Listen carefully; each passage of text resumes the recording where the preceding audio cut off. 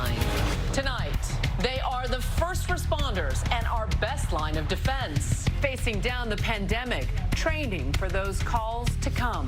Shortages of staff, shortages of supplies. Stockings, gowns, all these things are disappearing from hospitals. Their battles, their stories, their sacrifice. Nurses don't go the other way. They go into the disaster. Their dire warnings as our nation prepares for what's to come.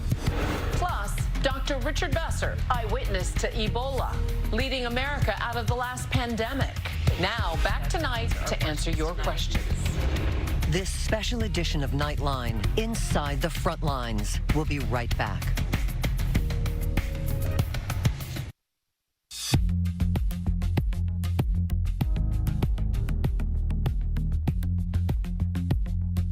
Good evening. Thanks for joining us. Tonight, we take you to the front lines as our nation wages war against a deadly pathogen. First responders sounding the alarm and preparing us for what's ahead.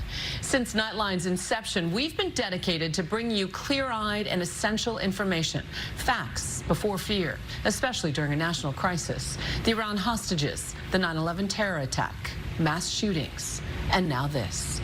As Mr. Rogers taught us, in times of trouble, we should look to the helpers. And that's where we begin tonight.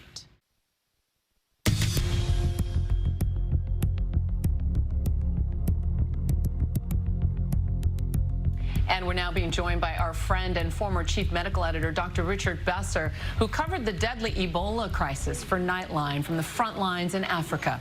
He served as the acting director of the CDC and led its response to the 2009 swine flu.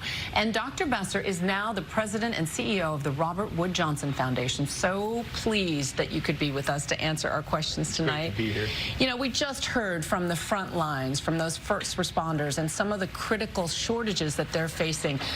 Do we have enough resources in place?